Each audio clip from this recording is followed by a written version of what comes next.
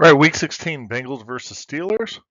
So Cincinnati is favored by 2.5, 2.5, and I'm going to take Cincinnati with that. The model gives some contradictory information, so let's go ahead and go through it.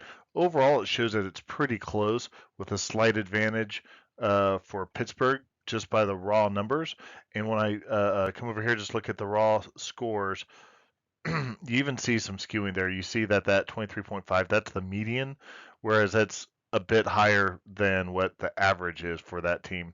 Whereas when I come over, so it just tells me that there's some interesting data points overall for Pittsburgh. I think that just kind of has to do with the way that that the style of play that they have just works out numerically. And then you take it over here. It says that the model is saying that they should be Cincinnati should score around 20.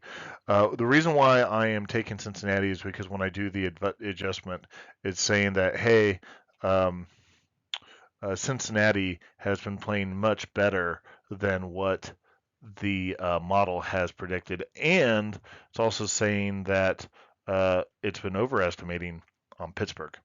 So realistically speaking, you might interpret that to say that Cincinnati should put up something closer to 26, and the Steelers are probably going to be closer down to that maybe that 14 to 20 mark, something along those lines. But anyhow, that 2.5 point spread, that's close enough to where I feel much more confident about taking Cincinnati in that one. Um, so again, a couple things is the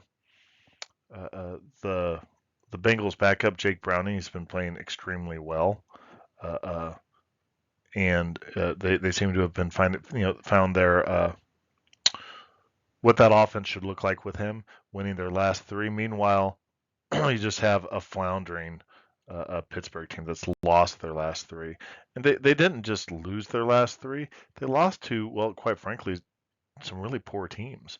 So let's go ahead and take a look at the performance numbers here as well. So you see that big advantage over here for the passing for Cincinnati. I think the model is really going to key in on some of these numbers here when it comes to the rushing. And then some of the numbers up here, I always kind of doubt that when you have a poor team that shows, hey, you might have some high passing. That's where you kind of get some of those garbage yards come into play. And I'm just not sure that's really valid. When we come over here to the right, interestingly, both of these teams look pretty similar. You definitely see some high sack values down here for Cincinnati. They're going to have to protect the quarterback. But then when you come up here for Pittsburgh, you see some fumbles and some interceptions. Hard to win games that way.